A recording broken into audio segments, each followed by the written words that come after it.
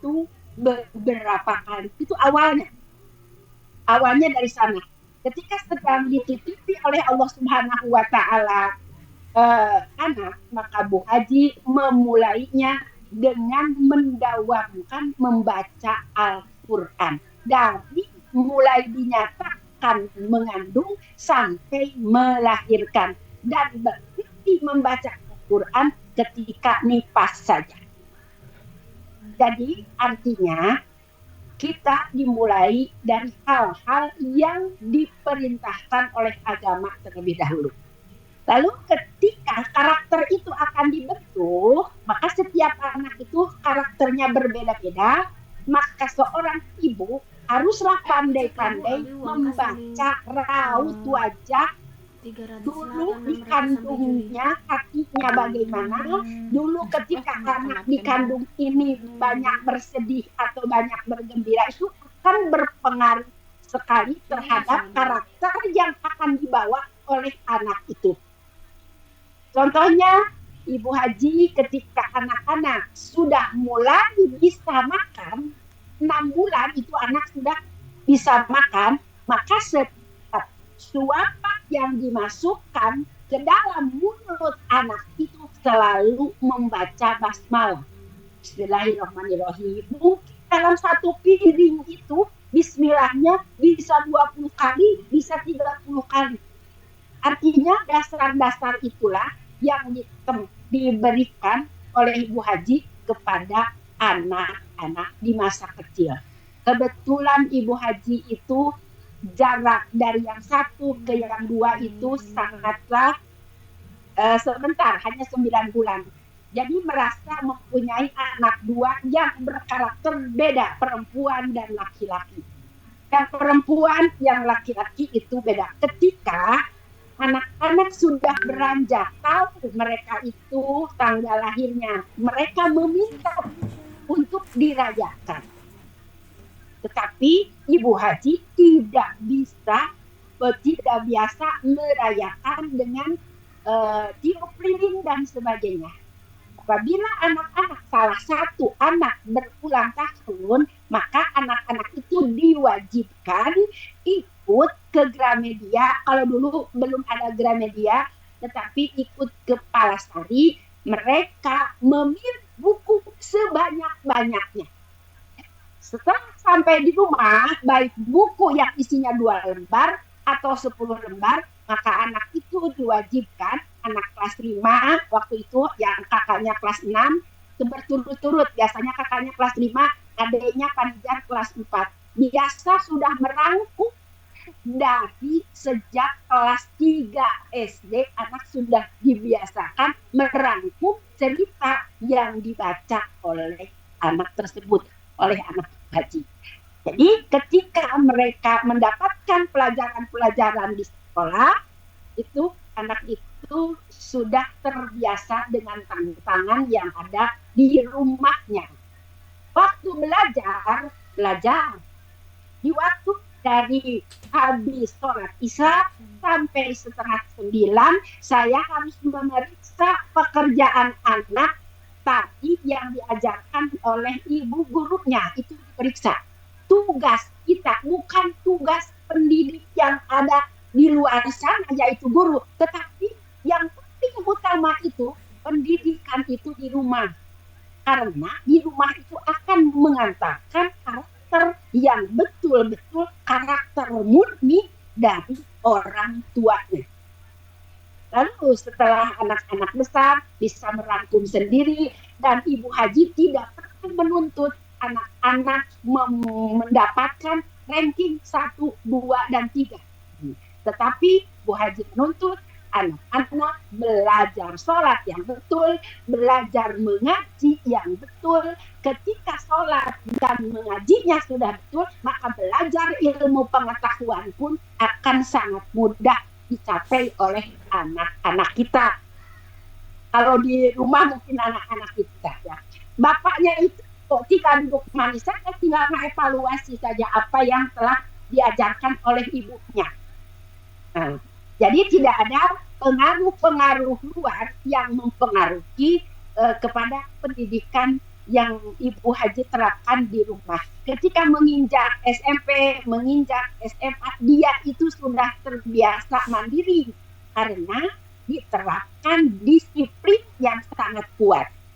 Ketika anak Ibu Haji kelas 3, kelas 4 SD, rumah itu bukan berantakan. Seluruh rumah memakai tulisan-tulisan yang berbahasa Inggris. Dari mulai pintu, dari mulai jendela, dari mulai meja, terus alat-alat dapur dan lain sebagainya. Secara tidak langsung, seorang ibu walaupun tidak bisa berbahasa Inggris secara lancar, tetapi telah menerapkan titik-titik dasar-dasar bahasa Inggris kepada anak. Jadi karakter itu merupakan akhlak yang akhlak itu kesannya adalah budi pekerti, dan budi pekerti itu yang paling baik adalah diajarkan oleh ibunya sendiri. Jadi memang seorang pendidik itu harus bisa membimbing dan lain sebagainya, tetapi kalaulah ibu-ibu yang mengikuti pada hari ini sudah berhasil mendidik anak di rumahnya sendiri, maka akan lebih mudah ibu-ibu dan bapak mendidik di kelasnya. Ini adalah menjadikan pembelajaran. Anak-anak karakternya beda. Ketika nomor 1 senangnya ini ke kedokteran. Panijar karena kecil waktu pemuda itu sangat tampak, masukkan saja ke fakultas ekonomi. Tugan we kita harapna bisa digawe di bank. Sama yang kecil adalah olakeun ka hubungan internasional. Jadi sesuai kan karakter anak itu sendiri diarahkannya kemana. Ketika kita pas mengarahkan anak-anak, maka kita pun akan timbal baliknya itu akan lebih enak lagi. Jadi seorang pendidik, seorang ibu, seorang wanita yang mempunyai watak dan kepribadian, semuanya dimulai dari rumah, semuanya dimulai dari ibunya. Jadi kalau sudah keluar berhasil di rumah masing-masing, maka tidak akan cadel ketika kita ingin mengembangkan potensi yang ada di dalam diri kita untuk mendidik anak orang lain. Harus berhasil di rumahnya terlebih dahulu. Insya Allah jika kita lillahi ta'ala serahkan kepada Allah Subhanahu wa ta'ala, apapun yang dilakukan oleh seorang ibu itu akan mendapatkan pahala. Pahala itu bukan saja nanti, kalau nanti pasti Allah Subhanahu wa ta'ala ketika seorang ibu bisa mencetak generasi yang soleh dan soleha, insya Allah anak tersebut berkarakter yang sangat baik, berakhlak dan budi pekerti yang sangat baik. Tidak bisa disamakan dengan mendidik era sekarang. Dulu mungkin Bu Haji mendidik belum ada HP dan lain sebagainya, tetapi sekarang lebih sulit lagi tantangannya karena anak kita mungkin sulit mengarahkan kepada hal-hal yang dulu pernah Ibu Haji terapkan kepada anak-anak Ibu Haji itu sendiri. Mudah-mudahan ibu-ibu yang ada yang mengikuti pada hari ini selain bisa mendidik, bisa membimbing, bisa mengawasi, bisa mengontrol, jadi anaknya ulah diantar karep. Nah, jadi diarahkannya oleh ibunya sendiri dengan apa? Dasarnya cantelkeun hate urang ka Allah Subhanahu wa ta'ala, dan sekali-kali didasari dengan cinta. Jangan sekali-kali marah kepada anak kita sendiri. Walaupun anak kita berbuat kesalahan, maka kesalahannya itu harus ditemukan oleh dia sendiri. Jangan kita membentak-bentak, apalagi kita sebagai seorang ibu, anaknya ada yang 4, anaknya ada yang 3, yang sekali-kali membanding-bandingkan. Tuh si anak itu, tuh si anu mak itu, tuh adik mak itu. Jangan sekali membanding-bandingkan anak di dalam rumah sendiri. Apalagi nanti kalau kita mengajar di depan kelas atau di depan mahasiswa sekalipun, jadi artinya uh, seorang pendidik itu harus betul-betul Bu Haji itu sebetulnya tidak menguasai teknologi, tetapi teknologi Bu Haji hanya ada di dalam perasaan dan hati Bu Haji saja, tidak mengenal teknologi yang sangat luas dan lain sebagainya. Mungkin orang lain punya YouTube, punya apa mungkin, dan Bu Haji jarak komen-komen karena itulah positif dan negatifnya mungkin harus dibangun. Ya, mudah-mudahan kita khususnya ibu-ibu yang ada di sini, mengapa Ibu Haji menguraikan tentang keluarga, mudah-mudahan bisa dicontoh oleh ibu-ibu dan bapak-bapak ketika anak itu sampai sekarang, anak itu dibiasakan rukun sejak kecil, dibiasakan berbagi sejak kecil di rumah, maka sekarang sudah pada tua dia sangat-sangat saling mencintai antar adiknya dengan kakaknya. Lalu contoh. Lalu sampai sekarang seperti Anija dengan Pak Pakri dengan Ibu Sipa itu anak yang betul-betul sangat saling. Anak-anak Bu Haji ketiga-tiganya walaupun dia sudah gelarnya pun banyak, dia tidak pernah berkata lebih tinggi suaranya pada Bu Haji. Ya, kasar terlalu jauh, kalau kasar terlalu jauh. Itu karena apa? Karena sejak dini itu dibiasakan seperti itu di rumah. Jangan sampai anak kita di rumah sendiri berbantah-bantahan, berebut kerupuk, berebut coklat, dan lain sebagainya, hanya dari hal kecil itu, tetapi membentuk karakter yang jelek setelahnya. Jadi intinya seorang ibu betul-betul harus menjadi pembimbing, menjadi pendidik yang sangat utuh.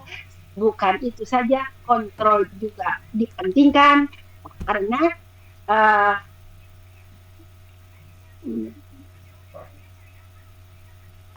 anak sekarang, Ibu Penti, sudah dijejali dengan teknologi yang sangat luar biasa. Kadang-kadang anak-anak sekarang kurang respon, kepanggilan orang tuanya saja kurang respon, kepanggilan orang tuanya saja kurang respon. Terus ya, karena Bu Haji tahu makin kesini perkembangan makin tidak bagus dibaca oleh karakter Bu Haji sendiri, maka kebanyakan cucu-cucu Bu Haji di pesantren ke Wenges kira-kira ngalirkeun kan indungna, ngalirkeun kan ini kan supaya budak mak di pesantren. Pesantren kan memegang HP-nya hanya dia pulang. Dijenguknya juga Ibu Haji kalau ngajenguk itu paling 3 bulan sekali. Rasa rindu, rasa apa-apa, jadi kudu aya rasa luas bebaskeun. Karena anak kita, cucu kita, kita sendiri pun lost kita. Ketika cucu-cucu saya datang, dia setor surat ini yang sudah hafal, surat ini yang sudah hafal, baru saya memberikan uang untuk motivasi dia. Jadi yang datang itu kalau mau dikasih uang itu minimal harus baca Quran. Itu artinya mulai dari rumah tangganya masing-masing. Ketika seluruh rumah tangga memperhatikan pendidikan anak-anaknya, karakter anak-anaknya, karena tetap tahu tentang karakter anak itu yang ibunya sendiri, bapaknya sendiri, si ieu makieu tong boro-boro karakter. Nah kabeutina oge budak tilu beda-beda, nu ieu resep stop, ieu resep angin lodeh, nu ieu resep angin kacang, kan geus beda karakter. Kabeuki ka resep kamu karakter mah. Karakter juga dipengaruhi ketika kita seorang ibu mengandung anak itu sendiri. Maka untuk ibu-ibu muda disampaikan kepada anak-anak muda, cucu-cucu yang muda yang sedang masa produktif untuk mengandung, itulah resep-resep yang Ibu Haji berikan kepada khususnya ibu-ibu yang ada atau bapak-bapak yang ada di sini. Begitulah. Mudah-mudahan Ibu Haji tidak bisa membaca konsep sebetulnya. Karena Bu Haji itu kalau berbicara yang real saya. Kalau perempuan harus begini itu kan memang harus gitu. Harus jiwanya harus begini, memang harus. Kudu bisa kia, memang kudu. Tetapi yang kudu bisa kudu teh di dalam rumah tangga itu sendiri. Ketika kita di dalam rumah tangga kita sendiri sudah ayem, sudah tenter, maka kita ngajarkan ke mahasiswa, ke murid-murid itu tidak akan pernah candel karena kita belajar mendidik. Kita pun belajar sebetulnya ketika berhasil, itu yang harus jadi pola. Pola baju pun beda-beda. Itulah pola anak pun sama, mempunyai pola-pola masing-masing. Mudah-mudahan temuan ini, uraian ini bisa bermanfaat bagi ibu-ibu dan bapak-bapak semuanya. Karena membaca karakter itu dimulainya dari rumah itu sendiri. Ketika di rumah sendiri anak kita sudah berkarakter baik, maka dimanapun dia berada, dia pun akan merasa sudah dididik. Tekeni, kata ibu juga tidak boleh begini. Kadang-kadang mungkin kita biasa diskusi. Kalau Ibu Haji kalau ada masalah diskusi dengan anak-anak, terutama yang besar, yang ini diskusi semuanya. Diskusi tentang apa? Tentang penyelenggaraan pendidikan, tentang bagaimana Bu abdi ngajar mahasiswa teh sok kadang-kadang lamun abdi keur ngajar teh sok kamana meni dan lain sebagainya. Maka bikin aturan seorang dosen atau seorang guru itu aturan. Karena anak SMP pun sekarang membawa HP. Jika guru ngabrak-brak nyarita budak ngabrak-brak dia nyawa HP. Jadi harus ada aturan sendiri. Ibu guru punya aturan sendiri kalau ingin mendidik itu berhasil. Minimal HP-nya disimpan di depan kelas, di meja ibu guru. Dan ibu guru pun jangan sekali-kali membuka HP. Jangan sampai. Ibu Haji untuk dosen dan lain sebagainya pun Ibu Haji sudah diterapkan begitu. Jadi terus memberikan contoh yang baik. Apalagi mahasiswa, kalau anak SMA mungkin itu anak-anak yang prosesnya sedang beralih dari mulai remaja ke dewasa dan lain sebagainya. Memperlakukannya itu harus lebih hati-hati, memberikan contohnya harus yang baik. Mudah-mudahan ini semua kesuksesan yang telah Ibu Haji rasakan bisa ditularkan kepada ibu-ibu dan bapak-bapak, khususnya PGRI Kabupaten Garut. Silakan saja, mungkin Haji kalau di rumah bisa memanggil Jai, kesayangan Bapak Nizar. Tetapi kalau di dalam rapat, kalau di ruangan kampus, kalau di sekolah, baik ke anak bungsu, saya selalu menghormati, memakai Pak, ya Pak Nizar, karena walaupun dia sangat risih, tetapi itu harus diperlakukan. Jangan sampai mahasiswa atau kita juga melecehkan panggilan-panggilan kita. Jadi harus betul-betul hati kita itu bekerja terus-menerus. Jadi selalu mengingatkan kepada anak-anak setelah sholat itu sudah dewasa, mereka itu sudah punya anak. Tapi kewajiban seorang ibu itu harus sampai di sana. Karena apa? Karena mereka itu akan mendidik anak-anaknya. Mereka itu akan mendidik anak-anak. Jadi berkarakter itu mungkin Ibu Penti bisa membaca karakter Ibu Haji. Karena apa? Karena Bu Penti mungkin pernah ngobrol dengan Bu Haji. Nah, Pak Encep bisa membaca karakter Bu Haji. Karena Pak Encep mungkin sering berbicara. Karena karakter kedap jujung bagiannya sekedapnya lagi zoomnya sebentar ya zoom dulu ya itulah. Jadi kita melihat karakter dari ketika kita berkomunikasi. Oh si Eta mah gitu kuningannya, oh si Eta mah gitu gitu.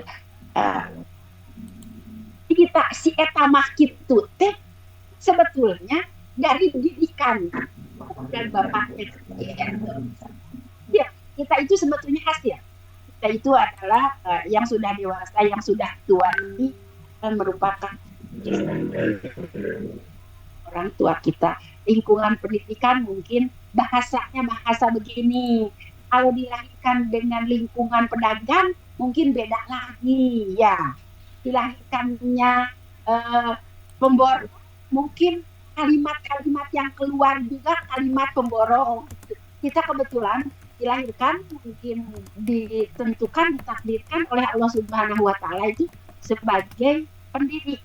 Maka pendidik itu harus lebih bisa mendidik dulu karakter yang ada pada diri kita. Jadi ketika kita sudah bisa membaca diri kita, kita akan bisa membaca diri orang lain dan anak kita. Begitulah, karena konsepnya sudah ada dan saya tidak pernah membaca ini. Karena di sini hanya pendidik dan pembimbing harus begini ya memang harus begitu. Tapi yang paling pokoknya harus memakai hati, harus lillah ta'ala, harus ikhlas dalam mendidik, apalagi anak sendiri, mendidik anak orang lain pun karena akan dipertanggungjawabkan di depan Allah Subhanahu wa taala, maka mulailah dengan ikhlas. Karena ketika anak-anak itu menjadi terdidik oleh kita dengan karakter yang sangat bagus, maka kita pun pahalanya akan berlimpah.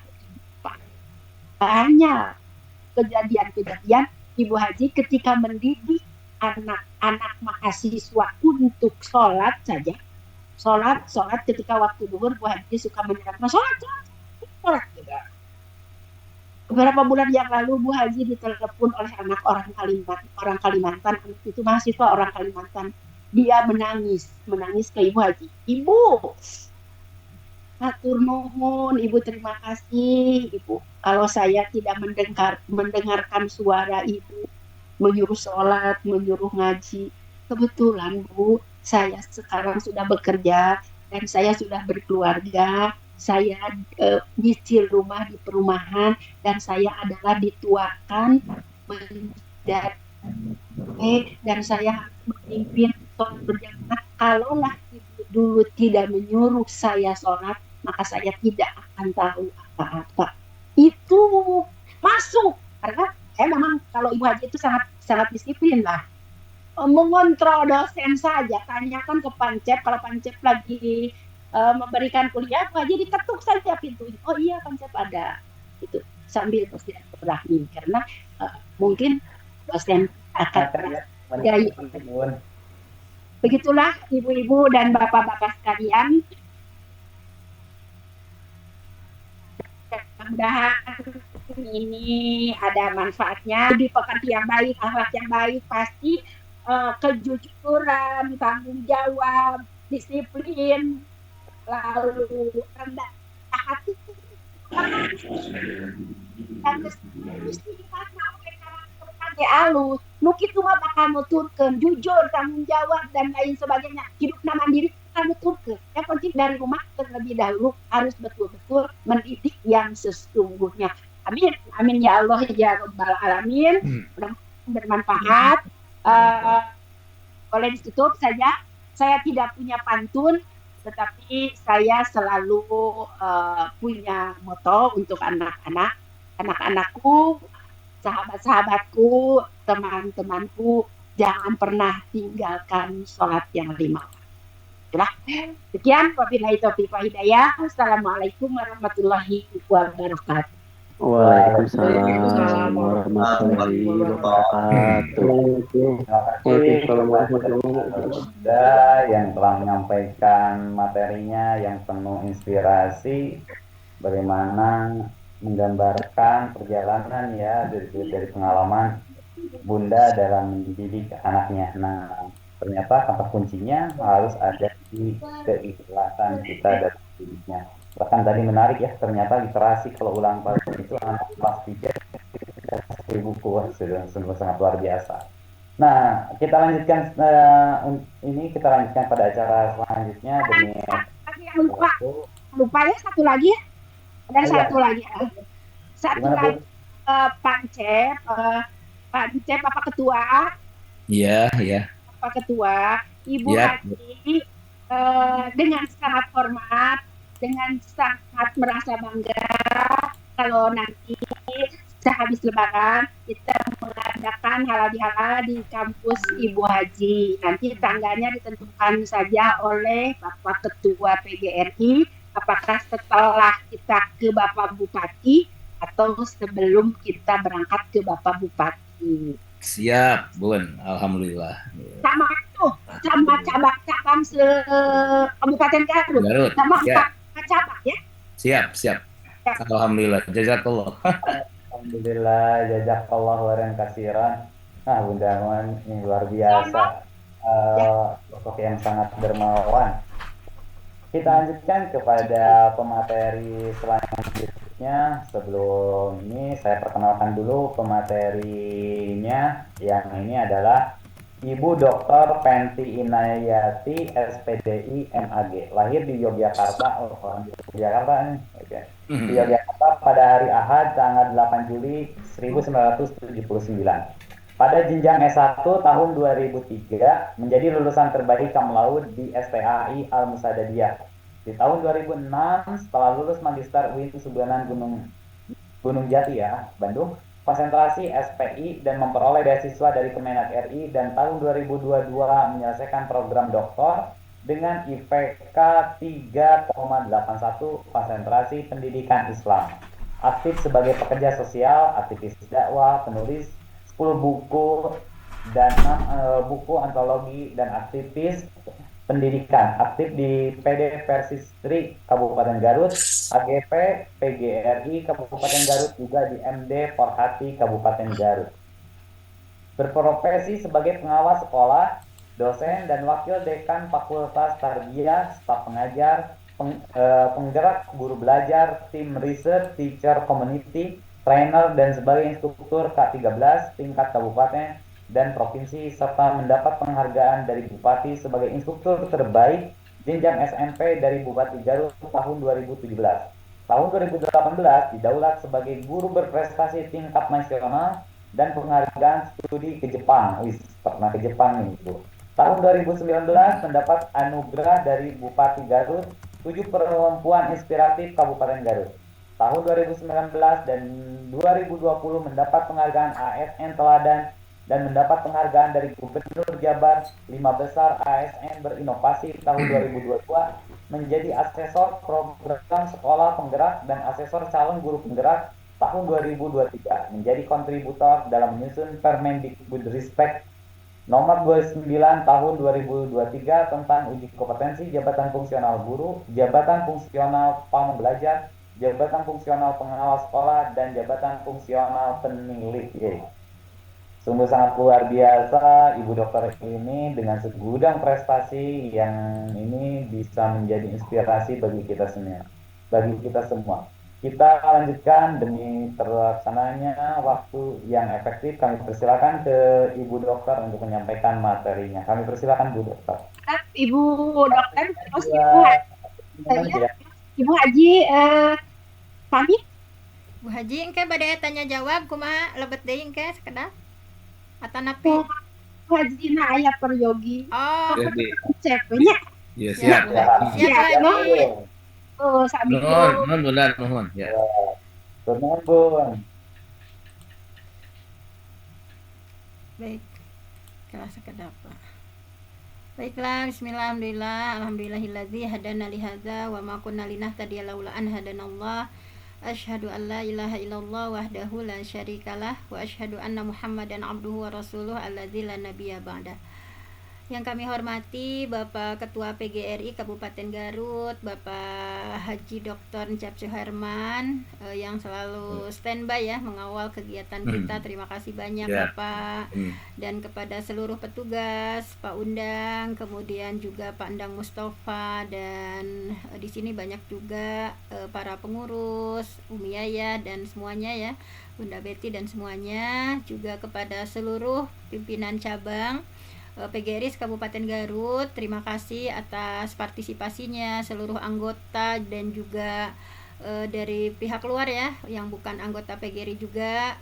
Di sini bisa terlihat ada yang ikut juga. Terima kasih sudah mengikuti kegiatan kami. Semoga di bulan Ramadan ini kita semakin berkah ya, dengan besti ya, berkah saum dengan tolabul ilmi. Mudah-mudahan kecintaan kita terhadap ilmu menjadi wasilah, dimudahkan jalan-jalan surganya Allah sebagaimana dalam hadis, man salaka tariqan yaltamisu fihi ilman sahalallahu lahu bihi tariqan ila jannah. Barang siapa yang menempuh jalan untuk mencari ilmu, sahalallah, pasti Allah mudahkan lahu baginya bihi dengan mencari ilmu itu tariqan ila jannah, jalan ke surganya Allah. Sebetulnya hari ini ya saya sangat senang sekali mendengarkan Bunda Empat dan merasa malu gitu ya harus berbicara di hadapan para peserta hebat, Bapak Ketua dan semuanya. Namun insya Allah untuk dari kita oleh kita untuk kita ya, PGRI, untuk sesuai dengan slogannya ya, insya Allah mudah-mudahan PGRI ke depan lebih maju lagi, dipenuhi dengan orang-orang hebat, guru-guru yang punya dedikasi yang tinggi, bisa memberikan kontribusi, inovasi, kreativitas untuk kemajuan kita bersama. Saya memberanikan diri untuk berbicara di hadapan Bapak Ibu guru hebat semuanya, dan insya Allah pada kesempatan kali ini tentang pengenalan deep learning. Nah insya Allah akan sedikit dikenalkan ya, karena waktu dengan waktu yang sedikit tidak mungkin kita membahas deep learning dengan segala kompleksitasnya ya. Nah, baiklah, saya akan share screen terlebih dahulu. Nah, di sini sudah terlihat Pak Undang? Bu. Nah, sudah ya, terlihat, Bu. Baiklah, mohon izin Bapak Ketua dan semuanya, saya memberanikan diri untuk menyampaikan ya tentang pengenalan deep learning. Nah, di sini pengenalan deep learning sebagai pendekatan dalam pembelajaran, kita awali dari pendahuluan terlebih dahulu. Nah, di sini saya buka dengan salah satu perkataan Ali bin Abi Thalib. Beliau menyampaikan bahwa alimu auladakum ala ghairi syakilatikum fa innahu makhluqun li zamanin ghairi zamanikum. Didik anak kalian sesuai dengan zamannya karena mereka itu tidak hidup di zamanmu. Nah, bahwa sekarang sudah zaman era industri 4.0, society 5.0, tentu saja harus menyesuaikan ketika mendidik anak, tidak sama dengan dahulu ya. Kadang guru kita juga berhasil nih dengan pendidikan dulu seperti ini. Nah, padahal bahwa pendidikan itu tentu saja sebagaimana kalau kata Pak Ki Hajar Dewantara, ada kodrat diri, kodrat alam, kodrat zaman, harus menyesuaikan dengan zamannya. Sekarang udah zamannya deep learning, udah zamannya kurmar. Mudah-mudahan kita lebih baik dalam memberikan layanan untuk murid-murid kita. Dan saya ingatkan bahwa deep learning itu bukan kurikulum ya untuk saat ini, tetapi hanya sebagai sebuah pendekatan saja, sebuah pendekatan ya dalam pembelajaran. Dan ini penting gitu ya. Jangan sampai kita sebagai guru misalnya apalagi nih pemerintah udah kemarin baru paham ke-13, kemudian kurmar, sekarang apalagi diferensiasi lah, apalah, sekarang ada deep learning. Nah, mudah-mudahan semua itu kita pahami ya, supaya Allah memahamkan kepada kita bahwa kita sebagai guru memang harus terus melakukan tolabul ilmi gitu ya. Kita memahami nih ada ilmu baru di planning, kita pelajari. Nah, bahwa saya kutip salah satu pendapat dari Imam Azhar Kasih sebagai pimpinan Pondok Pesantren Gontor. Beliau menyampaikan bahwa al-madatu muhimmatun, bahwa materi itu penting, walakin at-tariqah ahammu minal madah. Akan tetapi metode pembelajaran lebih penting dari sekedar materi. Sebagus apapun materi yang kita sampaikan, kalau pendekatannya, metodenya nggak efektif, itu nggak nyampe ke anak gitu ya. Kemudian bahwa at-tariqah muhimmatun, bahwa metode itu penting, walakin al-mudaris ahammu minat tariqah, akan tetapi bahwa guru lebih penting dari sekedar metodologi. Al-mudaris muhimun, bahwa guru itu adalah sesuatu yang penting, walakin ruhul mudaris ahammu minal mudaris, akan tetapi jiwa guru lebih penting dari seorang guru. Nah, itu artinya kita harus menjadi guru yang punya spirit guru. Guru yang punya spirit guru, bahwa dia itu dirasakan keberadaannya gitu. Dirasakan bermakna oleh anak-anak gitu, bahwa murid-murid kita merasakan keberadaan kita. Jangan sampai keberadaan kita di kelas itu wujuduhu ka'adamihi gitu ya. Ada dan tidak adanya itu sama saja gitu ya. Guru itu hanya menggugurkan kewajiban kayak menjelaskan selesai, atau anak-anak DDCH ya, duduk diam catat hafal misalnya. Bukan menjadi guru yang betul-betul, kalau guru yang punya ruh guru, bahwa ini adalah panggilan hati, bagaimana mencerdaskan murid-murid, bagaimana karakter tanggung jawab ada dalam diri murid dengan strategi yang kita siapkan dan sebagainya. Nah, kemudian masuk dalam deep learning, kita awali dari latar belakang dulu ya, supaya kita memahami secara seksama kenapa sih deep learning, kenapa pembelajaran mendalam penting gitu ya.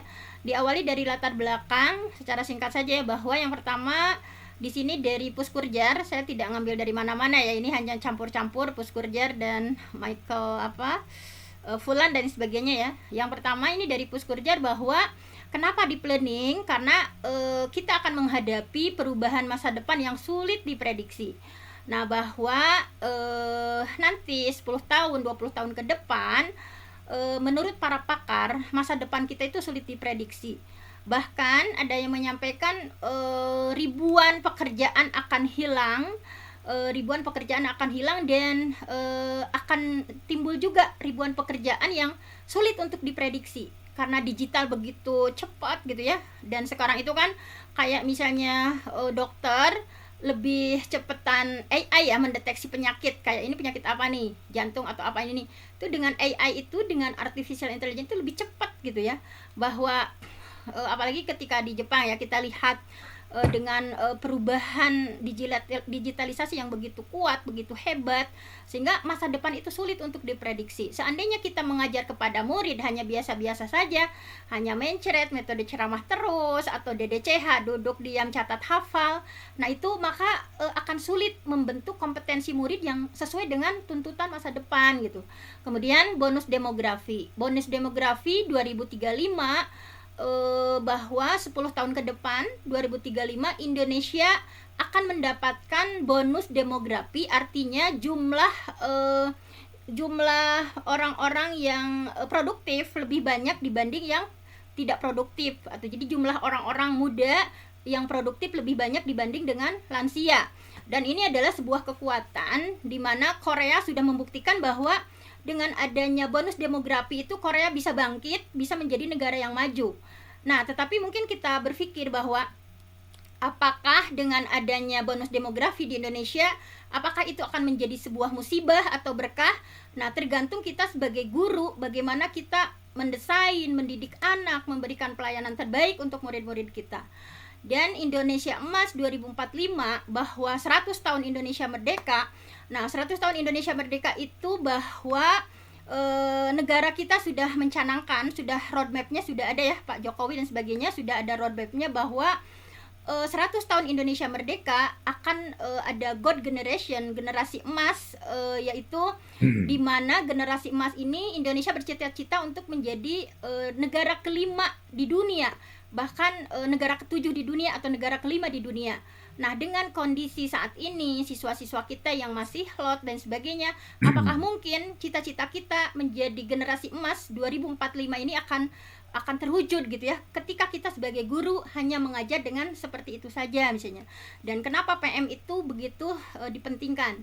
Kemudian permasalahan selanjutnya adalah peningkatan mutu ya, bahwa nanti di bawah, di slide bawah ada dari Puskurjar bahwa literasi, numerasi, higher order thinking skill kita sangat timpang gitu ya.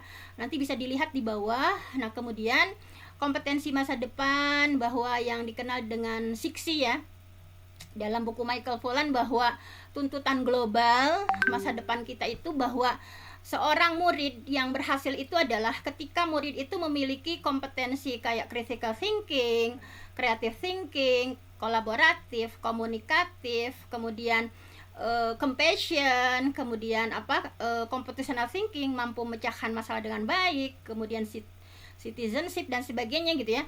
Tuntutan dunia global menginginkan bahwa murid-murid kita itu yang bisa menguasai dunia itu yang seperti itu. Nah, ketika kita mengajar hanya dengan biasa-biasa saja, kompetensi-kompetensi itu tidak akan tergali dengan baik dari murid-murid kita.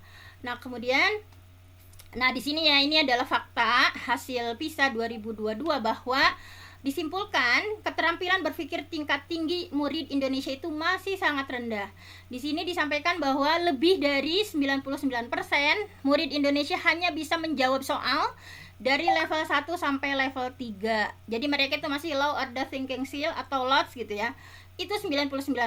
Bisa dibayangkan hanya ya kurang dari 1% yang bisa menjawab level 4 sampai 6. Yang higher order thinking skill-nya itu kurang dari 1%. Ini bisa dilihat ya, kemampuan literasinya, numerasinya, sainsnya gitu ya. Ini bisa dilihat.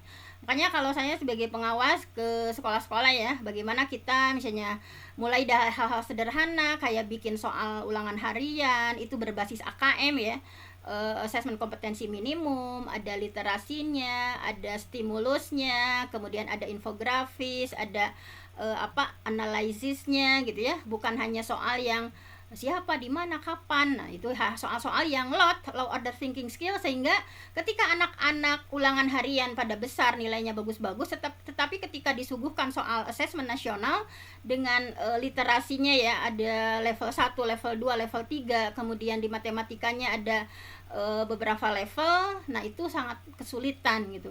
Nah, kemudian kenapa perlu pembelajaran mendalam? Nah, di sini bisa disimpulkan ya bahwa untuk melengkapi pendekatan pembelajaran dengan menambah karakteristik praktik pedagogi. Nah, di sini ya bagaimana keterlibatan guru gitu ya, memberikan pengalaman pembelajaran yang bermakna, kemudian berkesadaran, nanti akan dibahas di slide berikutnya ya. Kemudian bagaimana memuliakan guru dan murid, saling menghargai, saling menghormati potensi, menghargai martabat, nilai-nilai kemanusiaan, bahwa murid kita itu enggak sama, punya keunikan masing-masing, punya gaya belajar, ada yang auditori, ada yang kinestetik, ada yang visual, kepribadiannya ada yang koleris, tegas, pengennya ngatur, nggak mau diatur, ada yang pragmatis kayak Abu Bakar, ketika marah pun nggak bisa marah misalnya, kemudian ada yang sanguinis, ada yang melankolis. Nah, kita sebagai guru harus melihat keunikan-keunikan itu ya, bagaimana memuliakan, tidak menyamaratakan. Mereka itu punya kecerdasan yang berbeda-beda, ada kecerdasannya yang di numerik, ada kecerdasannya yang di science, kecerdasannya di nature, kecerdasannya di kinestetik. Mereka itu unik, mereka itu berbeda-beda. Kita harus memuliakan sesuai dengan karakteristik anak. Kemudian ada pengembang budaya belajar, pemanfaatan teknologi digital ya.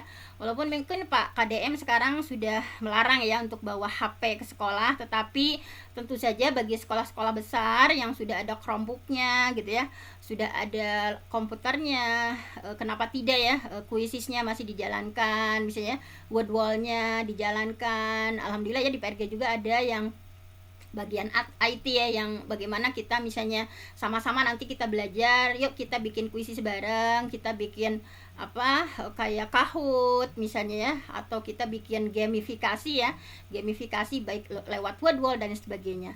Kemudian nah ini ya interdisiplin ilmu pengetahuan. Guru dan murid dapat menerapkan multi atau interdisiplin ilmu pengetahuan dalam proses pembelajaran. Jadi nanti ada kayak integrasi ya, mapel ini dengan mapel ini dan sebagainya. Nah, ini intinya pembelajaran mendalam itu kata kuncinya tadi memuliakan. Setiap individu punya perbedaan, kemudian ada transformasi pembelajaran yang 3 tadi ya, bahwa mindful, meaningful, dan joyful, nanti di bawah ada ya. Kemudian ada pendekatan holistik, tidak hanya intelektual saja tetapi ada olah pikirnya, olah hati, olah rasa, olah raga. Kemudian ada kolaborasi ekosistem ya, bagaimana kita bermitra dengan orang tua, bermitra dengan orang-orang sekitar ya, lingkungan sekitar misalnya. Kemudian pendidikan masa depan dengan memanfaatkan teknologi digital. Ini adalah 5 kata kunci dalam pembelajaran deep learning atau pembelajaran mendalam. Nah, kemudian bahwa menurut Pak Menteri ya, bahwa kenapa istilahnya deep learning gitu ya, bahwa ada yang berpendapat 2 ya, pendekatan itu. Ini ada yang berpendapat 3, ini menurut Pak Menteri langsung saya dengar dari salah satu channelnya ya, bahwa dalam pendekatan pembelajaran itu ada 3 pendekatan. Yang pertama ada surface learning, yang kedua adalah deep learning, yang ketiga adalah achieving learning. Nah, dalam surface itu pembelajaran yang dasar, pembelajaran yang dangkal ya. Mungkin guru-guru baru sampai surface, belum sampai deep gitu ya. Tetapi sesungguhnya surface juga ini sesuatu yang penting ya. Kayak surface itu misalnya, kalau saya misalnya guru agama, tentu saja sebelum anak langsung praktek sholat, tentu saja mereka harus paham dulu sholat itu apa sih misalnya, kemudian syaratnya apa. Nah, itu secara memahami dulu. Jadi surface itu kayak di mana, kapan, apa gitu ya, definisinya gitu. Dan ini juga dipentingkan. Nggak mungkin kita kan langsung deep learning gitu, langsung pembelajaran mendalam, tetapi ada surface dulu, ada pengenalan dulu, pemahaman dulu gitu. Tetapi terkadang guru-guru kita hanya berhenti sampai di surface biasanya. Kita hanya paham bahwa 10 November itu hari pahlawan, apa yang terjadi, kemudian hikmah di balik kejadian itu seperti apa. Nah, itu kadang tidak dipahami gitu ya. Kemudian sehingga Pak Menteri menyodorkan ya, ketika beliau kuliah di Australia, beliau teringat dengan salah satu tentang kognitif ya, ilmu tentang kognitif, bahwa di sana ada deep learning, dan ini sudah diaplikasikan di 20 negara menurut dari kementerian ya, bahwa ini sudah dengan survei yang mendalam 20 negara sudah berhasil, diantaranya Norwegia dan sebagainya gitu ya, bahwa deep learning itu tadi ya, pembelajaran nanti di bawah ada menurut Puskurjar, karena deep learning itu banyak versinya ya. Kalau kita klik misalnya di internet, ada versi siapa, ada yang lebih ke teknologi dan sebagainya, tetapi kita fokus pada Puskurjar saja. Kemudian ada achievement learning, yaitu bahwa belajar itu hanya untuk dapat prestasi, misalnya ujian lulus, sehingga ketika yang dipelajari itu misalnya materi-materi yang akan keluar nanti ujian apa nih, selesai ujian lupa lagi ilmunya misalnya. Nah, kemudian makanya saya skip ya karena waktu kita sebentar. Nah, apa sih definisi deep learning itu sendiri? Nah, ini dari Puskurjar saya mengutip langsung, bahwa pembelajaran mendalam atau deep learning itu adalah sebuah pendekatan yang memuliakan tadi ya, kemudian menekankan pada penciptaan suasana belajar dan proses pembelajaran yang mindful, berkesadaran. Jadi berkesadaran itu artinya bahwa anak itu dia merasa butuh apa yang dia pelajari. Dia fokus, dia merasa butuh, karena kalau anak tidak merasa butuh, tidak berkesadaran ya, bahwa misalnya dia belajar itu hanya ya gurunya nerangin ini ya, dia denger aja misalnya, dia tidak fokus, tidak merasa butuh dengan ilmu itu, sehingga tidak mindfulness ya, tidak berkesadaran, pokoknya hanya berlalu begitu saja, masuk telinga kanan, keluar telinga kiri misalnya. Tetapi bagaimana nanti kita menciptakan pembelajaran yang mindful. Kemudian meaningful itu bermakna, artinya bahwa kontekstual, kalau dalam bahasa Kurmer ya, kontekstual, bahwa apa yang dia pelajari itu ada manfaatnya untuk dia di keseharian misalnya ketika saya mengajarkan tentang gaya gravitasi misalnya. Jadi di meaningful ini bahwa sesuatu teori yang dia pelajari itu memang akan manfaatnya itu dalam kehidupan sehari dia manfaat gitu. bahwa ini kan bagian dari teori konstruktivisme, bahwa menurut teori konstruktivisme bahwa yang dinamakan belajar itu mengalami gitu. Kita mengalami gitu, bukan hanya sekedar teori. Kalau dalam bahasa Islam, al ilmu fis sudur wala fis sutur. Ilmu itu ada di dalam dada sampai diamalkan gitu. Bukan hanya sekedar fis sutur di tulisan yang teori selesai misalkan. Dan ini meaningful ini misalnya kayak kita ya ngajarin apa misalnya energi misalnya. Langsung kita kaitkan dengan kehidupan anak misalnya. Kita nanya-nanya siapa di sini yang sarapan misalnya. Menurut kalian kalau kita ke sekolah sarapan dulu lemas enggak misalnya? Oh kalau sarapan dulu enggak lemas, tapi kalau kita ke sekolah enggak sarapan dulu lemas enggak? Lemas misalnya. Padahal kita mau menerangkan tentang bahwa dalam makanan itu ada sumber energi misalnya. Tetapi langsung dikaitkan dengan kehidupan sehari-hari anak misalnya. Misalnya ketika kita mau menerangkan tentang gaya gravitasi misalnya, kita lemparkan batu ke bawah misalnya. Anak-anak, kenapa ya setiap benda kalau dilempar itu kok ke bawah misalnya? Anak suruh mikir gitu ya. Anak suruh mikir dulu. Nah, sehingga ada proses think aha kalau dulu ya. Nah, dia ternyata gini ya, bahwa di perut bumi itu ada inti bumi sebagai itu, dan itu terakhir ya. Sampai anak-anak itu dia itu meaningful itu sepanjang hidupnya dia ingat gitu dari apa yang dia pelajari misalnya. Berkesan gitu, bermakna gitu. Nah, itu kemudian Bu Dokter, menggembirakan. waktunya ya 3 menit lagi Bu Dokter. Seberapa menit nih?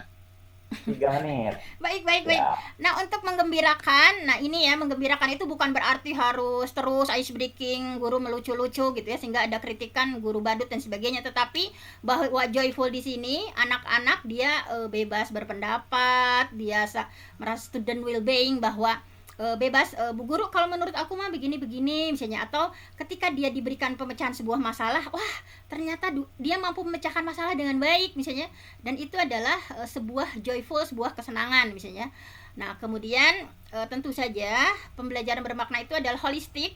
Di sini bahwa holistik di sini bukan hanya aspek kognitif saja, intelektual saja yang dipahami, tetapi keseluruhan, bahwa potensi manusia itu ada hati, ada rasa, ada raga, dan secara holistik itu terpadu. Ketika mengajarkan sebuah konsep, bukan hanya paham dari sisi intelektual, tetapi bagaimana terinternalisasi dalam hatinya, menguatkan rasanya, kemudian dalam kinestetik ya dipraktekkan dengan baik.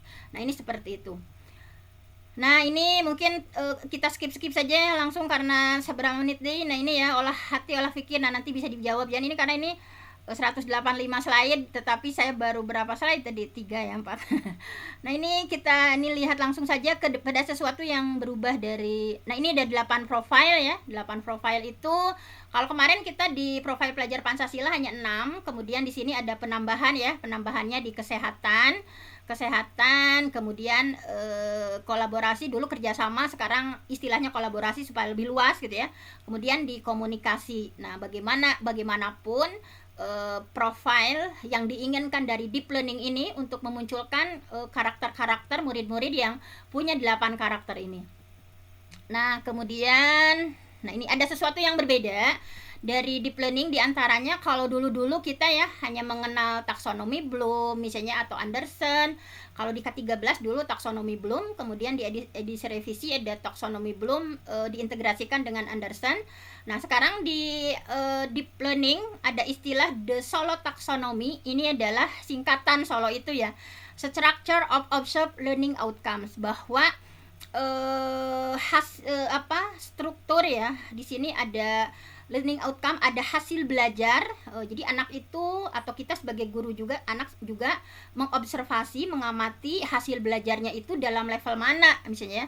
Nah, di sini ada 5 level dalam the Solo taxonomy, bahwa nanti kita bandingkan terakhir ya sama Bloom gitu ya. Nah, ini misalnya bahwa ketika selesai pembelajaran, kita berikan evaluasi ke anak misalnya dengan the Solo taxonomy. Misalnya di sini ada yang pertama adalah pre-structural. Kalau istilah kurikulum merdeka itu belum berkembang, unistructural itu berkembang, multistructural itu cakap, relate itu berkembang, belum berkembang, cakap, layak, mahir gitu ya.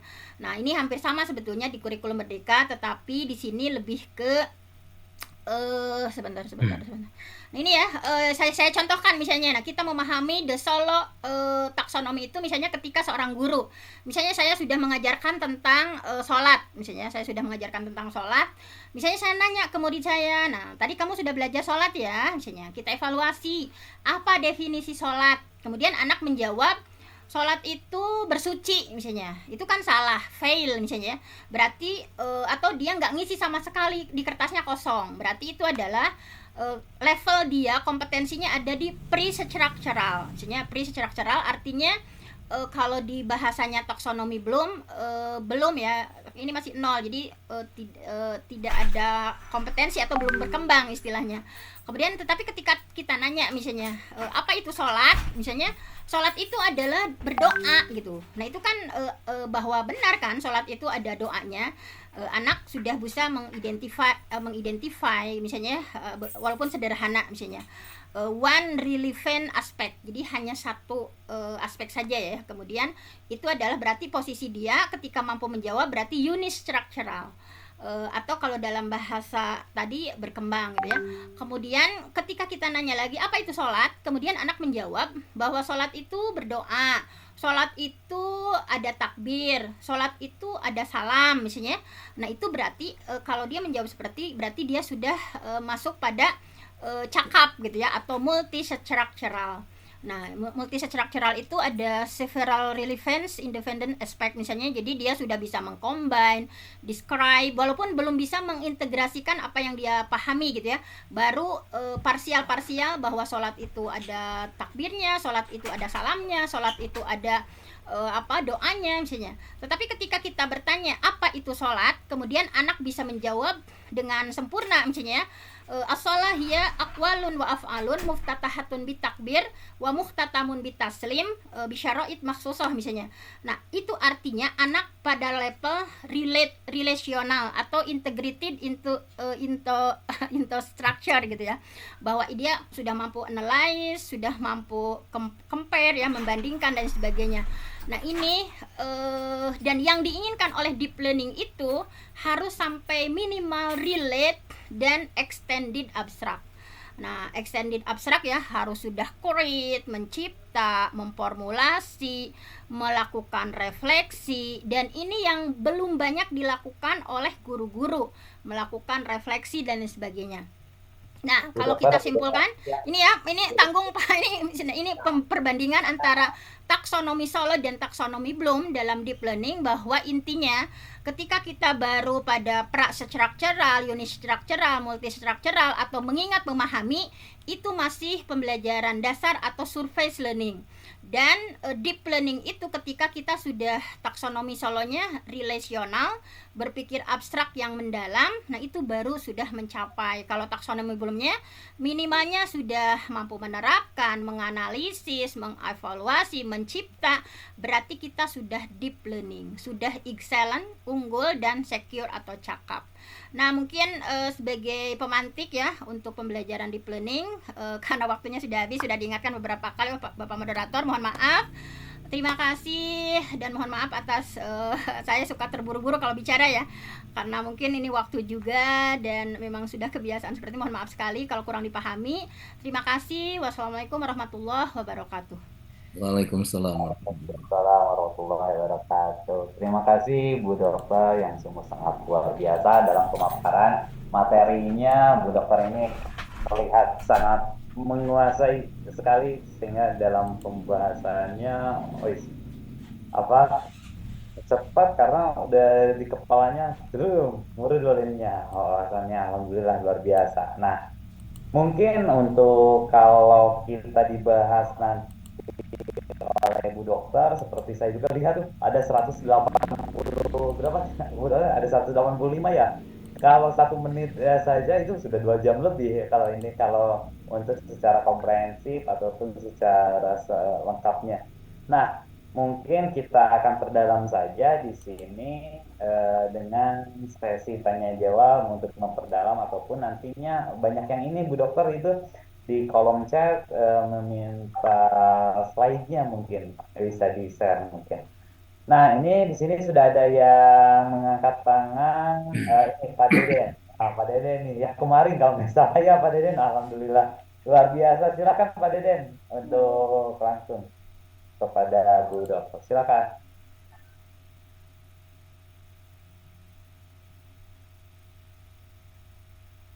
Masih di mute Pak Masih di Deden. unmute Pak Deden.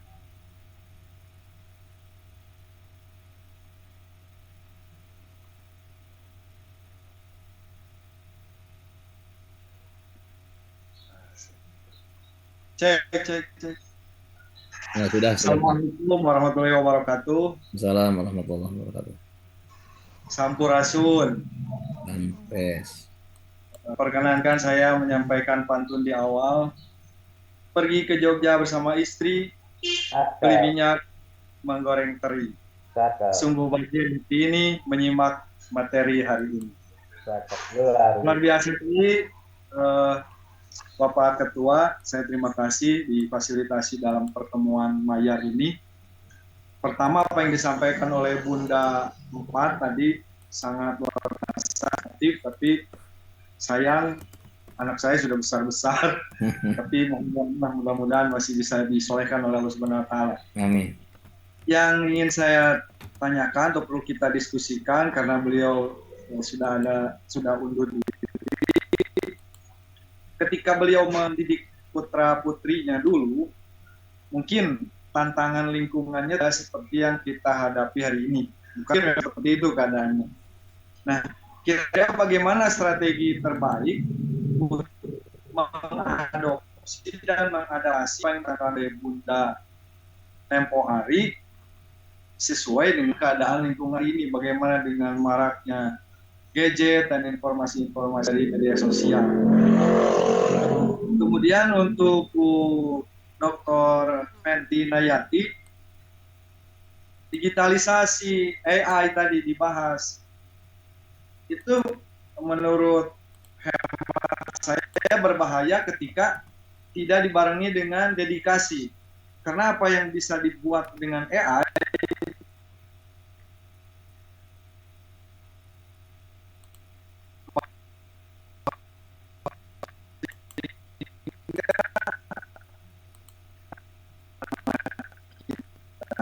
kemudian ini terakhir untuk Ibu Fenty dan Bapak Ketua serta semua saudara-saudara saya di PGRI, bagaimana kalau kita menghadirkan atau PGRI Kabupaten Garut menginisiasi terwujudnya sebuah buku pedoman untuk pembelajaran. Semoga tidak hanya bisa diaplikasikan di Garut. Karena begini Pak Ketua dan Ibu Dokter, kadang guru itu kaget dengan istilah-istilah baru. Contohnya ini deep learning. Ini deep learning itu tahun berapa ditemukannya.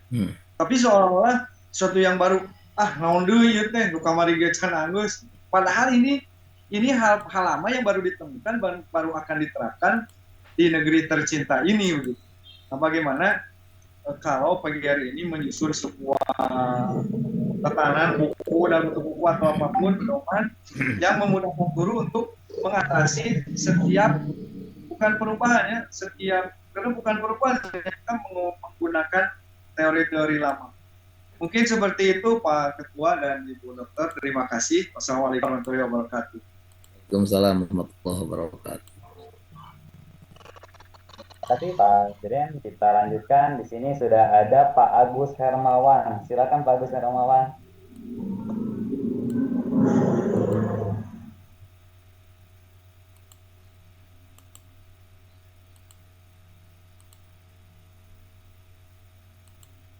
Terima kasih ya. Ini agak gangguan sedikit ya.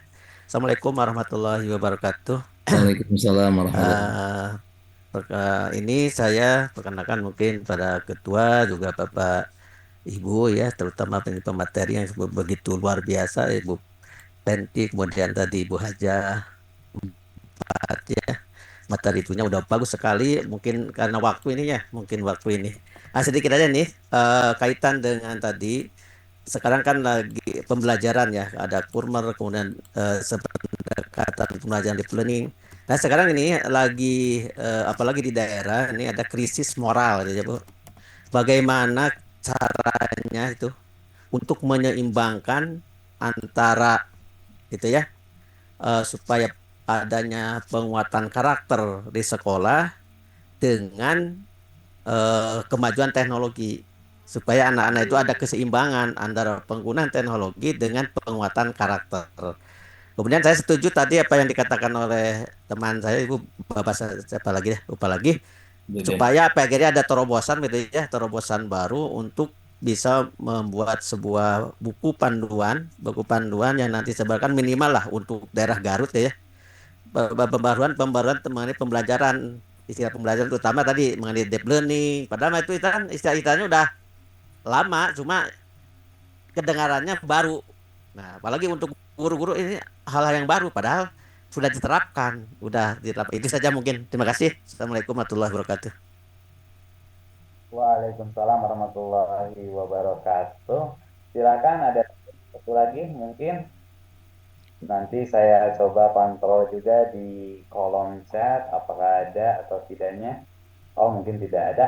Mungkin ada 2 penanya, mungkin dari 2 pertanyaan juga ini, karena ini juga beranak ya, akan cukup sebagai untuk diakhiri. Silakan. Kalau ini ada pertanyaannya dari Pak Deden, dari Pak Agus Hermawan, namun ada yang ditujukan kepada Bunda Haja 4, kebetulan Bu Haja 4-nya sudah tidak ada ya. Nah, di sini tentang Pak Deden ini strategi terbaik ya, membedakan tentang, mungkin ini juga bisa oleh Bu Dokter saja, tentang strategi bagaimana untuk mendidik yang di eranya berbeda zaman dahulu dengan zaman sekarang, lalu tentang bagaimana AI ini yang sangat membahayakan, lalu tentang membuatnya buku pedoman.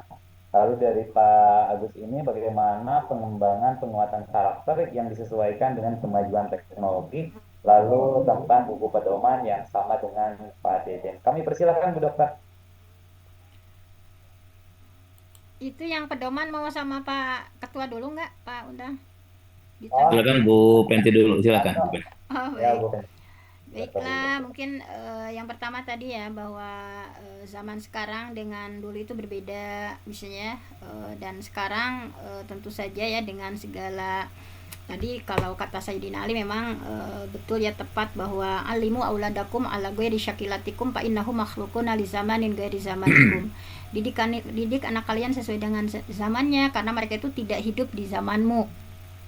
Nah, jadi dengan segala perbedaan tentu saja kita sebagai guru atau sebagai orang tua gitu ya harus mengadaptasi segala perbedaan itu. Misalnya bahwa kalau dulu misalkan dengan segala keterbatasan ya, ada kalau dulu misalnya kepada nilai-nilai tradisional misalnya, hal-hal yang sifatnya praktis. Kalau sekarang dengan digitalisasi yang luar biasa, ya diantaranya kita pun harus memperkenalkan gitu ya, jangan sampai kalau kita melarang teknologi sama dengan kita melarang anak pantai melarang untuk belajar berenang gitu, karena memang sekarang memang sudah zamannya. Dan Gen Z itu generasi digital ya, bahwa mereka itu kalau para pakar menyebutnya generasi strawberry ya, mereka itu kayak seperti strawberry yang indah tetapi mudah melewat gitu ya.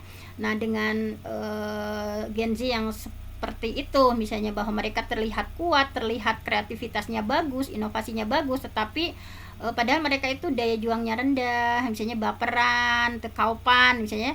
Nah, makanya kita sebagai orang tua tadi ya, kalau dalam istilahnya itu mengadaptasi kebutuhan juga, misalnya dulu dengan segala keistimewaannya, sekarang dengan juga segala tantangannya. Tentu saja yang paling penting adalah yang nggak boleh lepas itu keteladanan kita sebagai guru, keteladanan kita sebagai orang tua. Karena memang dalam Islam itu bahwa lisanul hal afsah min lisanil kalam, bahwa keteladanan itu lebih berdampak daripada 1000 ucapan yang kita ucapkan gitu. Yang terpenting tadi ya, keteladanan nggak boleh lepas. Kemudian pengawasan juga ya, kita sebagai orang tua di zaman yang penuh digitalisasinya yang sangat luar biasa ya, anak-anak sudah terpapar, ada pornografi, porno aksi, kemudian sudah terpapar apapun ya, banyak sekali. Nah, sehingga kita sebagai orang tua mesti waspada gitu ya, dengan adanya teknologi yang luar biasa ini. Apalagi tadi Bapak juga menyampaikan bahwa AI dengan segala gitu ya, nanti itu bahkan yang menciptakannya sendiri merasa khawatir gitu ya dengan artificial intelligence yang jangan sampai nanti kita dikendalikan oleh AI gitu ya, tetapi kita sebagai manusia yang harus mengendalikan gitu. Nah, dengan segala konsekuensinya seperti itu, yang terpenting kuatkan dalam keagamaan kita, kemudian nilai-nilai budaya lokal juga ya masih kita adopsi misalnya dan sebagainya. Kemudian apalagi Pak Undang, tadi saya itu suaranya ke itu ya, ketika ada yang nanya suaranya ke apa, ngeresak gitu. Ini dari Pak Agus mungkin ya, yang belumnya ini adalah bagaimana menyeimbangkan penguatan karakter dengan kemajuan teknologi. Iya betul. Bagaimana menyeimbangkan antara penguatan karakter dengan teknologi. Dengan kemajuan teknologi. Karena dengan teknologi yang maju itu juga berdampak terhadap penurunan ya atau degradasi moral. Anak menjadi kurang hormat, kurang sopan, dia cenderung egois gitu ya. Dengan teknologi yang pesat itu juga membentuk karakter anak-anak yang tidak kita harapkan. Di antaranya tadi ya, di antara negatifnya anak-anak kita semakin tidak bisa berkomunikasi dengan baik. Misalnya kenapa Pak Menteri sekarang mencanangkan ada 7 kebiasaan anak Indonesia hebat gitu ya, mengembalikan misalnya karena anak-anak kita misalnya bangunnya suka telat, sehingga ada pembiasaan bangun pagi nih misalnya, karena begadang kan, malamnya begadang sehingga kalau bangun suka telat. Nah sekarang mudah-mudahan dengan hal sederhana seperti itu ya, karakter baik yang dulu itu bisa kembali, misalnya bangun pagi, kemudian pembiasaan beribadah gitu ya, pembiasaan anak olahraga, yang kan anak-anak sekarang dengan adanya teknologi jadi mager, malas gerak, bahkan ada yang penyakit matanya sampai berdarah gitu ya, karena saking fokusnya di gadget gitu ya, sampai mereka itu nggak bisa kalau udah main games gitu ya, yang hanya makan gitu ya, udah gitu terus main game lagi, sholat makan udah misalnya, dengan kondisi yang sangat luar biasa mengikis berbagai karakter baik. Nah sehingga alhamdulillah mudah-mudahan kita golkan ya, oleh kita, saya sebagai pengawas, ibu sebagai guru, sebagai kepala sekolah, dari niat baik Pak Menteri kita ya, pemerintah kita, dengan 7 kebiasaan anak Indonesia hebat akan memunculkan karakter-karakter baik, bangun pagi, kemudian pembiasaan beribadah, pembiasaan olahraga ya, karena dalam Islam sendiri bahwa innalil badani hakun, sesungguhnya badan itu punya hak gitu ya, bukan hanya duduk diem di depan gadget sampai ya terus gitu ya, sampai sakit dan sebagainya gitu ya, ada sampai nahan pipis gitu ya, sampai banyak anak-anak sekarang di rumah sakit yang banyak bermasalah dengan penyakit karena saking antengnya dengan gadget atau dengan teknologi. Mudah-mudahan dengan 7 kebiasaan tadi ya, berolahraga, kemudian apalagi makanan bergizi ya, memperhatikan makanan, kemudian juga bermasyarakat. Nah sekarang Pak Menteri mencanangkan bahwa anak-anak sekarang itu kurang sosialisasinya, kurang bermasyarakat. Kalau pulang sekolah udah nutup pintu, nutup kamar, dia baca sendiri gitu ya, atau main gadget sampai enggak itu lagi. Nah sekarang ada program pembiasaan bermasyarakat, berkomunikasi. Kalau dulu mah kami ya, saya walaupun lahir di Jogja, saya besar di Pamengpe gitu ya, silih samper gitu ya, ucing sumput misalnya, apalah melakukan berbagai aktivitas di kemasyarakatan misalnya, menjadi memakmurkan masjid dan sebagainya. Nah mudah-mudahan diantaranya dengan hal nyata ya dari pemerintah, 7 kebiasaan anak Indonesia hebat tadi ya, bermasyarakat, kemudian tidur cepat ya, dilarang anak kita untuk begadang misalnya di waktu gitu ya.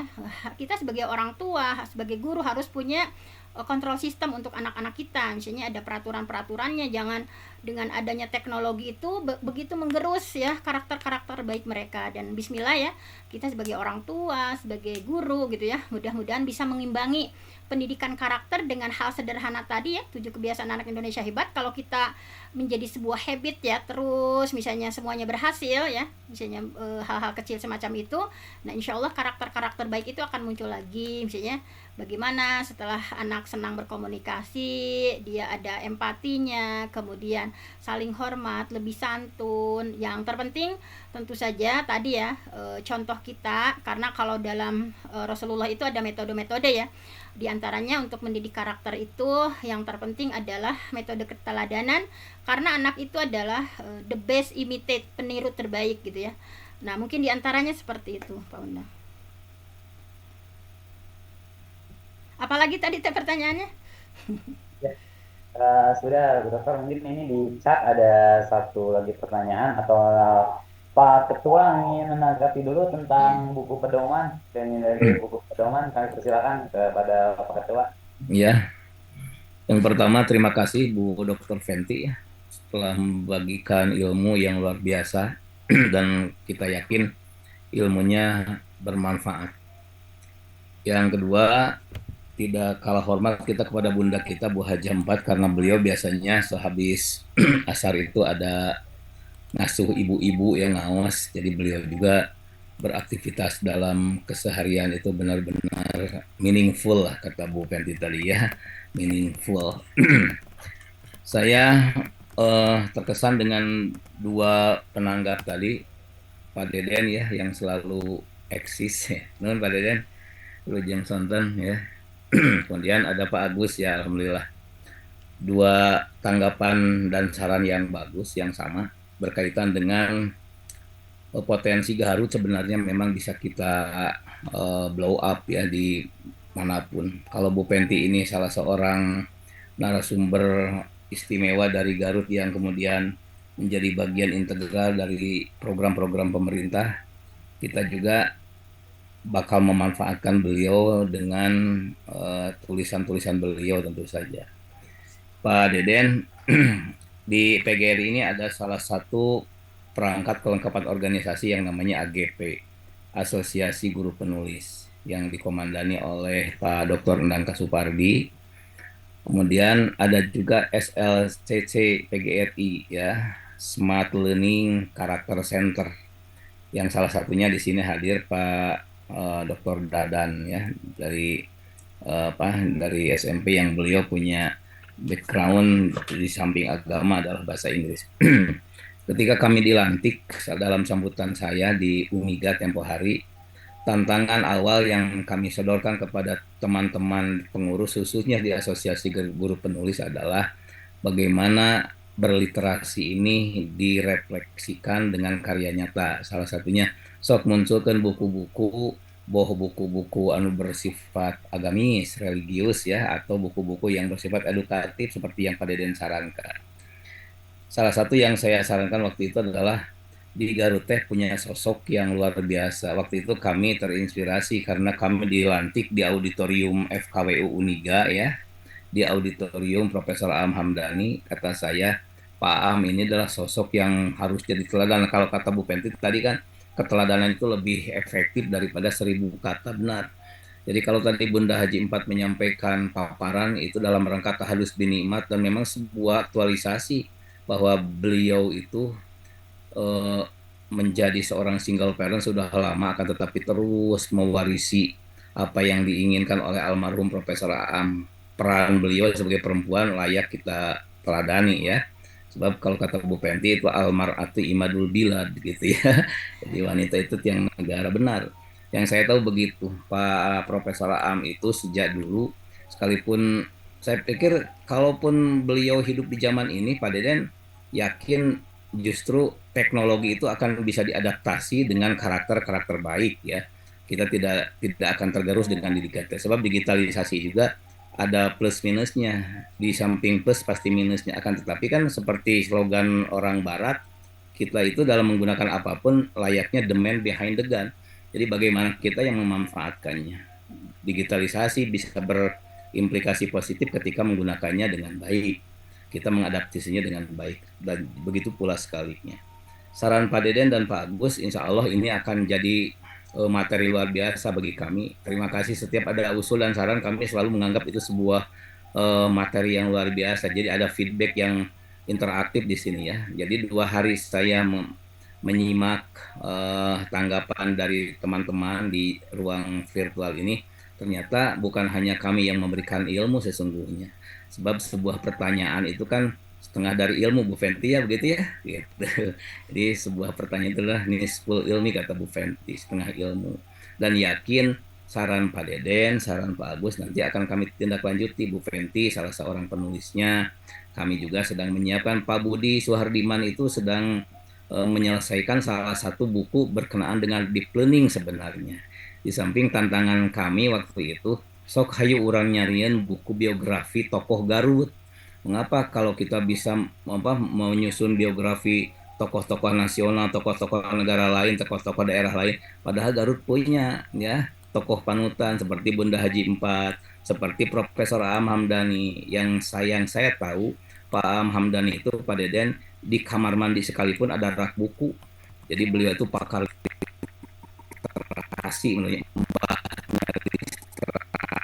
menurut saya. Dan tahap penyusunan draft wawancara dengan keluarga Bu Haji Empat pada untuk menyusun biografi Pak Am Hamdani, bukan untuk mengekspos, sebab keluarganya sebenarnya tidak mau diekspos, akan tetapi justru kami punya misi bagaimana tadi apa yang disampaikan Bu Haji Empat itu bagian merupakan segmen kecil dari keseluruhan karakter keluarga Bu Haji Empat yang mungkin dapat kita teladani melalui buku nanti.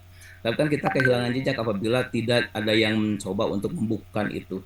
Jadi doakan kami supaya buku tentang biografi Pak Am Hamdani, judulnya apa, sudah banyak varian judul ya. Mudah-mudahan. Yang kedua, doakan saja Pak Deden. Malah kalau mungkin suatu saat saya ingin mengundang Pak Deden ya ke PGRI, ayo orang ngobrol Pak Deden, beri kami masukan-masukan sehingga tim kami nanti termasuk Bu Fenty yang lain-lainnya akan mengakomodasi apapun masukan dari akar rumput ya, sebab akar rumput Garut ini akar rumput yang istimewa gitu, bukan akar rumput abal-abal. Pada denuhunnya Insya Allah Pak Agus. Jadi saya yakin, saya sudah mencatatnya, ini harus terbit buku pedoman yang merupakan karya terbaik orang Garut. Boleh jadi di sana ada Pak Deden. Saya bukan hanya sebagai penanggap, tapi saya yakin Pak Deden punya potensi untuk itu, Pak Agus punya potensi itu untuk itu. Jadi tidak ada sekat di antara kita, siapapun boleh berkontribusi termasuk di dalam hal menulis. Jadi kami tidak mengklaim bahwa menulis itu milik pengurus PGRI. Saya yakin di arus bawah itu banyak potensi yang harus kita kembangkan. Begitu Pak Deden dan Pak Agus ya. Saya juga tertarik dengan selalu jargon Ibu Fenty ya, bahwa kata Ali bin Abi Thalib kan begitu ya. Ikatlah ilmu dengan menulis. Nah itu yang harus kita tahu. Saya selalu respect kepada orang-orang yang suka menulis ya, sebab menulis itu merupakan sebuah kegiatan untuk mendokumentasikan apa yang kita pikirkan, apa yang kita amalkan, sehingga ada jargon yang lain. Tulislah sesuatu yang bermanfaat untuk kita lakukan, atau lakukan sesuatu yang bermanfaat untuk kita tuliskan. Sebab itu marilah kita berliterasi dalam salah satunya membuat. Terima kasih Pak Deden, terima kasih Bu Fenty, terima kasih Pak Undang dan yang lain-lainnya. Mudah-mudahan kehadiran kita pada hari ini bernilai ibadah ya, dan mendapat berkah pahala dari Allah Subhanahu wa Ta'ala. Terima kasih. Assalamualaikum warahmatullahi wabarakatuh. Terima kasih ya Pak Ketua.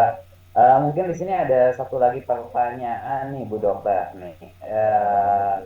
Dari Pak Nirwan. Assalamualaikum warahmatullahi wabarakatuh. Terima kasih atas materi yang sangat bermanfaat yang telah Bu Dokter sampaikan, sangat bermanfaat. Pertanyaannya pertama, bagaimana cara membagi waktu antara jam kerja dan jam di rumah, apalagi bagi suami istri yang berprofesi sebagai guru? Nah, Pak Nirwan itu pasangan anak, dua anak guru gitu. Karena sesudah di rumah yang tersisa capek, sehingga kayaknya ke anak seolah hanya sisa. Itu yang pertama. Yang kedua, apakah yang harus didahulukan deep learning atau deep teaching? Mohon maaf, pitnya rusak. Nuhun. Wassalamualaikum warahmatullahi wabarakatuh. Silakan Bu Dokter.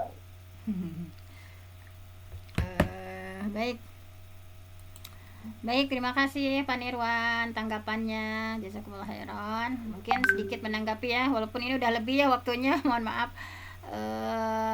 Tanggapannya bagaimana membagi waktu, tentu saja ya, karena perempuan apalagi ya, saya misalnya harus membagi waktu domestik, publik ya, dan itu menjadi sesuatu yang pinter-pinter memanage waktu ya, sebagai suami istri yang profesinya sama. Tentu saja kita harus ada pengorbanan, misalnya kalau orang lain bangunnya sekian, kita harus lebih awal lagi Pak Nirwan, karena banyak tugas atau kewajiban yang harus kita tunaikan. Misalnya ketika kita sudah berkomitmen bahwa kita berumah tangga sambil berkarir kedua-duanya, dan itu adalah sesuatu yang berat kalau tidak dimusyawarahkan, akan menimbulkan konflik ya, sehingga untuk ke anak itu waktunya sangat kurang misalnya. Oleh karena itu di antara solusinya mungkin tips-tipsnya gitu ya, kalaupun saya juga malu aja berbicara seperti ini, kalau Bunda Empat mungkin itu yang lebih bagusnya ya menjawabnya. Tetapi sejauh pengalaman saya, karena saya juga memiliki anak 6 gitu ya, saya putranya 6 gitu, dengan berbagai aktivitas tinggi. Nah, di antara tipsnya itu tadi gitu ya, kita bangun lebih awal dan tidur tidak seperti yang lain gitu ya. Nah, tidur juga ada pengurangan porsi. Nah, sehingga mungkin di antara saya ada quality time dengan anak gitu ya, dengan berbagai kesibukan ada quality time. Nah, kalau saya sih di waktu-waktu berkah ya, kayak habis maghrib sama habis subuh, itu adalah waktu kita untuk edukasi ke anak. Kayak habis maghrib ya, itu kan waktu yang penuh berkah, sampai jam 8 gitu ya misalnya, atau sampai isya misalnya. Itu di waktu walaupun hanya singkat, karena waktu yang begitu berkah ya, dalam apalagi di subuh ya, Rasulullah juga berdoa, Allahumma barik li ummati fi bukuriha, ya Allah berkahilah umatku di setiap subuh ya, di setiap paginya. Jadi kita cari-cari momen waktu-waktu yang berkah itu, walaupun singkat gitu, hanya beberapa menit misalnya, tetapi kita memberikan edukasi. Kalau kayak saya misalnya ya, kita menyampaikan kayak metode-metode Rasulullah, kita berkisah ke anak, membimbing ngajinya misalnya minimal setengah juz, kita baca bareng misalnya, atau dengan ada kultum atau pembacaan hadis arba'in, tafsir. Nah, kalau saya apalagi dulu masih kecil ya, berderet gitu ya, mereka walaupun hanya kita kajian tafsir 1 ayat misalnya, mereka semuanya baca gitu ya.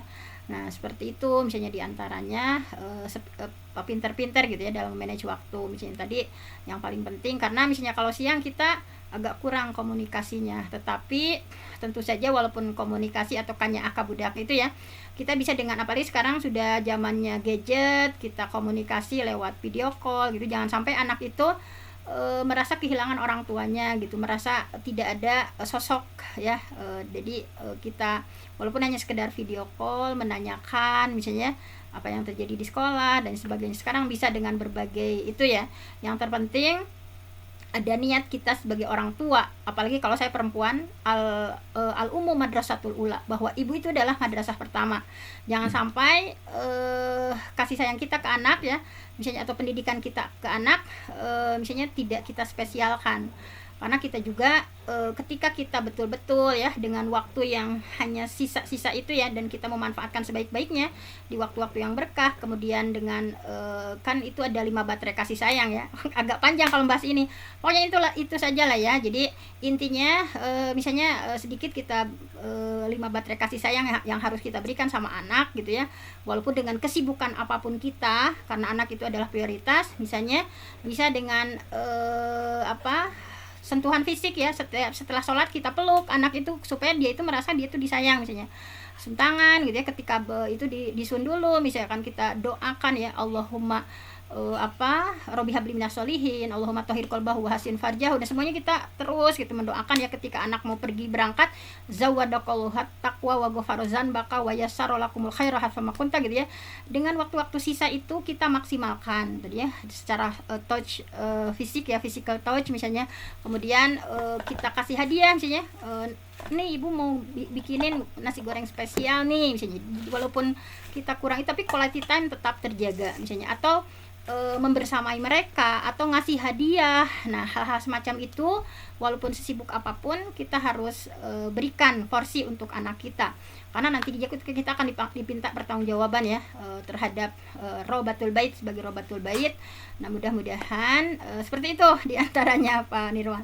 Kemudian untuk deep learning dan deep teaching, nah tentu saja kalau deep teaching itu kan bagaimana melibatkan anak gitu ya dalam pembelajaran misalnya. Yang paling ini kalau kita lihat ya, deep teaching itu adalah metode pengajaran yang mendalam. Sama sebetulnya tujuan deep teaching itu sama ya, critical thinking-nya, kemudian kontekstualnya. Sebetulnya itu antara deep learning seperti apa ya, itu sesuatu yang sama, istilah yang sama, cuma ini mah pembelajaran mendalam. Pembelajaran itu lebih kita kan sejak kurmer nggak boleh mengajar gitu istilahnya itu, tetapi pembelajaran, kata pembelajaran itu lebih interaktif, Sehingga istilahnya deep learning, bukan deep teaching. Kalau deep teaching lebih ke mengajar kayak satu arah lagi. Kalau pembelajaran itu memang lebih interaktif di dalamnya. Kenapa istilahnya deep learning, pembelajaran mendalam?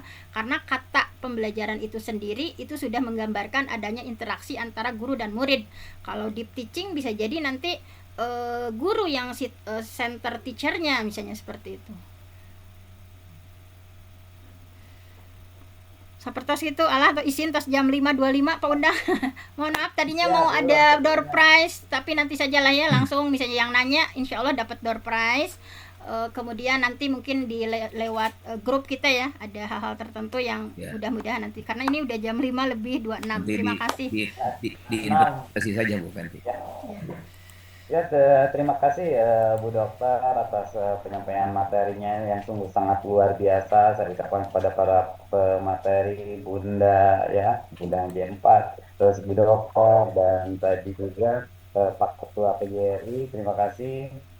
Semoga apa yang disampaikan, materi yang telah kita terima ini menjadikan amal ibadah bagi para penyampainya dan menjadikan ladang keberkahan dalam kehidupannya. Amin ya Allah ya Rabbal Alamin. Alhamdulillah, tak terasa waktu ini kita sampai 5:30 yang dijadwalkan untuk sampai jam 5, namun sangat luar biasa kita bisa melewati ini dengan bertahan dalam majelis ini.